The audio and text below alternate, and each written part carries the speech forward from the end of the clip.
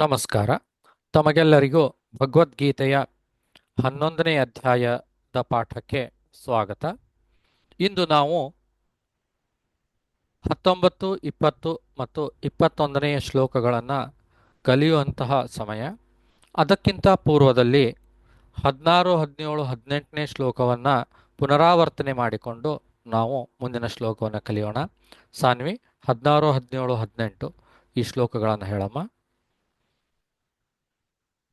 श्रीगुरुभ्यो नमः। अथ भगवद्गीतासु एकादशोऽध्यायः विश्वरूपदर्शनयोगः। बाहूदरवक्त्रनेत्रं पश्यामि त्वां सर्वतोऽनन्तरूपं नान्तं न मध्यं न पुनस्तवादिं पश्यामि विश्वेश्वर विश्वरूप। किरीटिनं गदिनं चक्रिणं च तेजोराशिं सर्वतो दीप्तिमन्तं पश्यामि त्वां दुर्निरीक्ष्यं समन्तात् दीप्तानलार्कद्युतिमप्रमेयम्। त्वमक्षरं परमं वेदितव्यं त्वमस्य विश्वस्य परं निधानं त्वमव्ययः शाश्वतधर्मगोप्ता सनातनस्त्वं पुरुषो मतो मे। ಚೆನ್ನಾಗಿದ್ದಮ್ಮ, ಗುಡ್ ಗರ್ಲ್. ಇಂದು ನಾವು 19, 20 ಮತ್ತು 21ನೇ ಶ್ಲೋಕವನ್ನು ಕಲಿಯೋಣಂತೆ. ಶ್ರೀ ಗುರುಭ್ಯೋ ನಮಃ. ಪರಮಗುರುಭ್ಯೋ ನಮಃ.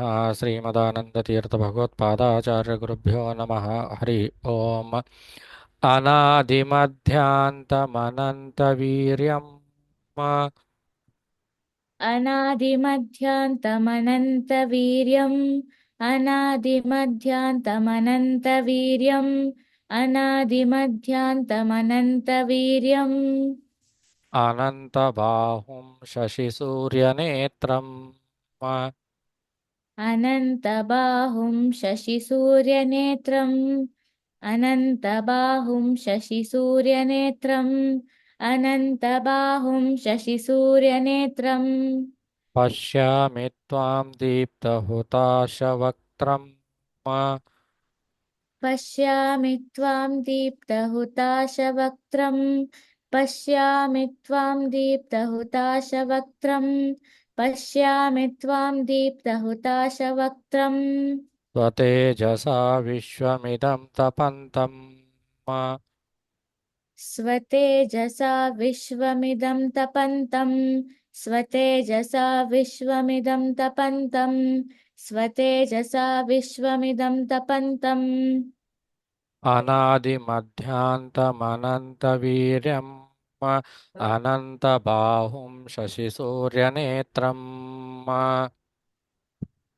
अनादिमध्यान्तमनन्तवीर्यम् अनन्तबाहुं शशिसूर्यनेत्रम् अनादिमध्यान्तमनन्तवीर्यम् अनन्तबाहुं शशिसूर्यनेत्रम् अनादिमध्यान्तमनन्तवीर्यम् अनन्तबाहुं शशिसूर्यनेत्रम् ಪಶ್ಯಾಮಿ ತ್ವಾಂ ದೀಪ್ತಹುತಾಶವಕ್ತ್ರಂ ಸ್ವತೇಜಸಾ ವಿಶ್ವಮಿದಂ ತಪಂತಂ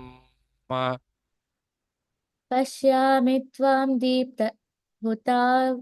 हुताशवक्त्रं स्वतेजसा विश्वमिदं तपन्तं पश्यामि त्वां दीप्तहुताशवक्त्रं स्वतेजसा विश्वमिदं तपन्तं पश्यामि त्वां दीप्तहुताशवक्त्रं स्वतेजसा विश्वमिदं तपन्तम् ಪೂರ್ಣ ಶ್ಲೋಕ ನಮ್ಮ ಈಗ.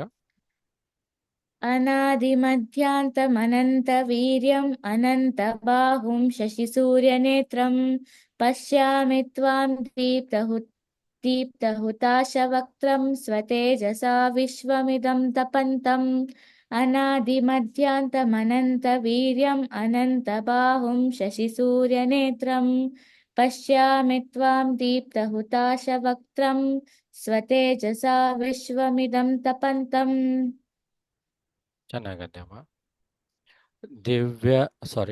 ದ್ಯಾವಾ ಪೃಥಿವ್ಯೋರಿದಮನಂತರಂ ಹಿ द्या वा पृथिव्योरिदमन्तरं हि द्या वा पृथिव्योरिदमन्तरं हि द्व्या द्व्या द्या वा पृथिव्योरिदमन्तरं हि व्याप्तं त्वयैकेन दिशश्च सर्वाः व्याप्तं त्वयैकेन दिशश्च सर्वा व्याप्तं त्वयैकेन दिशश्च सर्वा व्याप्तं सर्वाः दीर्घ ಇದೋದಮ್ಮ ಇಲ್ಲಿ व्याप्तं विसर्गದ हाँ सर व्याप्तं त्वयैकेन दिशश्च सर्वाः दृष्ट्वाद्भुतं रूपमुग्रं तदिदवेदं दृष्ट्वाद्भुतं रूपमुग्रं तवेदं दृष्ट्वाद्भुतं रूपमुग्रं तवेदं दृष्ट्वाद्भुतं रूपमुग्रं तवेदं लोकत्रयं सारी लोकत्रयं प्रव्यथितं महात्मन्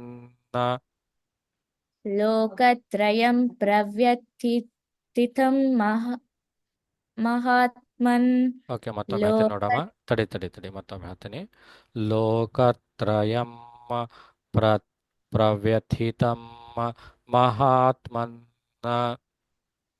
लोकत्रयं प्रव्यथितं महात्मन् लोकत्रयं प्रव्यथितं महात्मन् लोकत्रयं प्रव्यथितं महात्मान् महा महात्मन् ओके द्यावा पृथिव्योरिदमनन्तरं हि व्याप्तं त्वयैकेन दिशश्च सर्वाः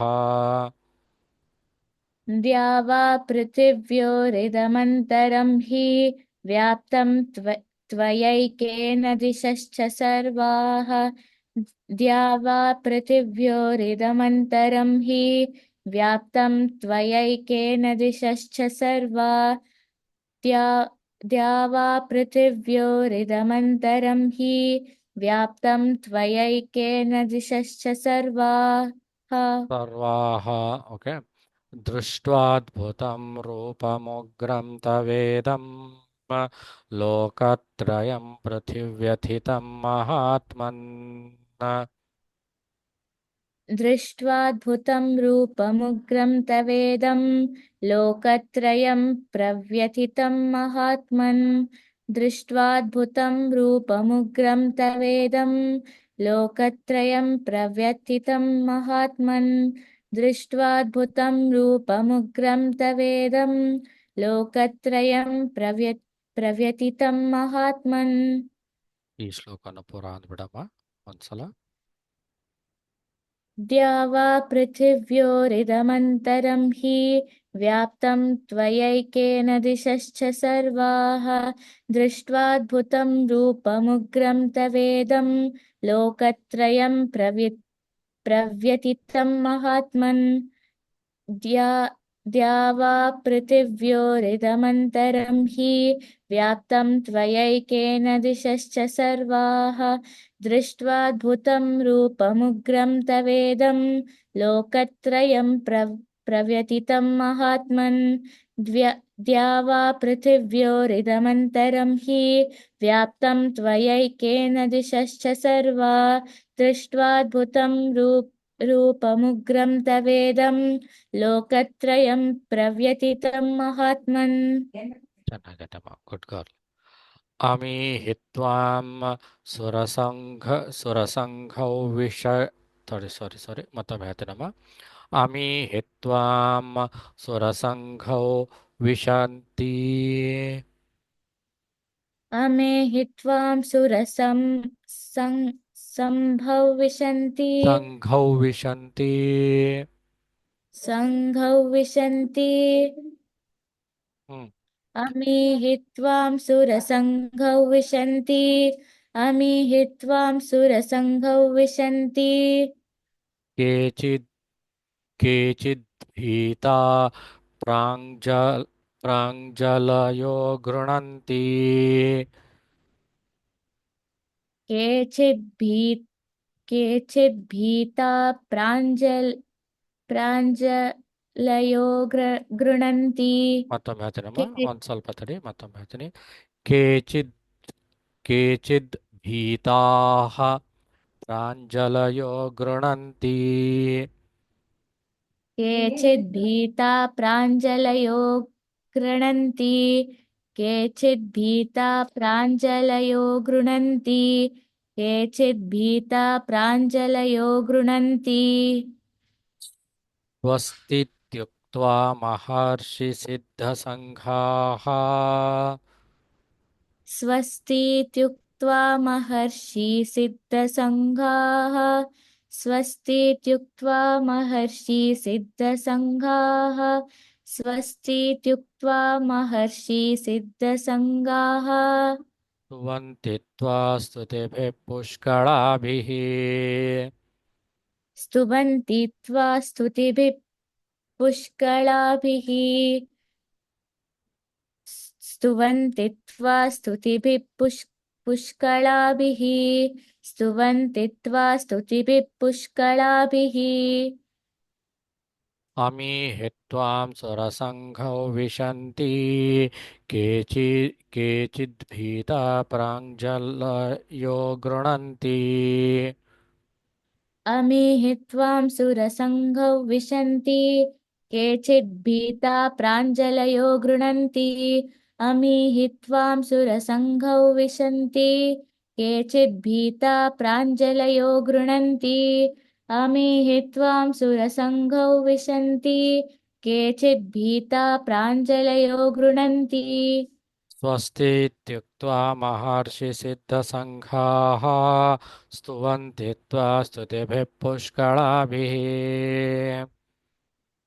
स्वस्तीत्युक्त्वा महर्षि सिद्धसङ्गा स्तुवन्ति त्वां स्तुवन्ति त्वा स्तुतिभिः पुष्कलाभिः स्वस्तीत्युक्त्वा महर्षि सिद्धसङ्गाः स्तुवन्ति त्वा स्तुतिभिः पुष्कलाभिः स्वस्तीत्युक्त्वा महर्षि सिद्धसङ्गाः स्तुवन्ति त्वा स्तुतिभिः पुष्कलाभिः पूर्णश्लोकान् बिडಮ್ಮ. अमीहि त्वां सुरसङ्घौ विशन्ति केचिद्भीता प्राञ्जलयो गृह्णन्ति स्वस्तीत्युक्त्वा महर्षि सिद्धसङ्गाः स्तुवन्ति त्वा स्तुतिभिः पुष्कलाभिः अमीहि त्वां सुरसङ्घौ विशन्ति केचिद्भीता प्राञ्जलयो गृह्णन्ति स्वस्तीत्युक्त्वा महर्षि सिद्धसङ्गाः स्तुवन्ति त्वा स्तुतिभिः पुष्कलाभिः अमीहि त्वां सुरसङ्घौ विशन्ति केचिद्भीता प्राञ्जलयो गृह्णन्ति स्वस्तीत्युक्त्वा महर्षि सिद्धसङ्गाः स्तुवन्ति त्वा स्तुतिभिः पुष्कलाभिः ಓಕೆ ಅಮ್ಮ, ಚೆನ್ನಾಗಿದೆ, ವೆರಿ ಗುಡ್ ಗರ್ಲ್. ಮತ್ತೆ ಭಗವದ್ಗೀತೆ 11ನೇ ಅಧ್ಯಾಯದ 22, 23 ಮತ್ತು 24ನೇ ಶ್ಲೋಕವನ್ನು ನಾವು ಮತ್ತೆ ಮುಂದಿನ ಪಾಠದಲ್ಲಿ ಕಲಿಯೋಣ.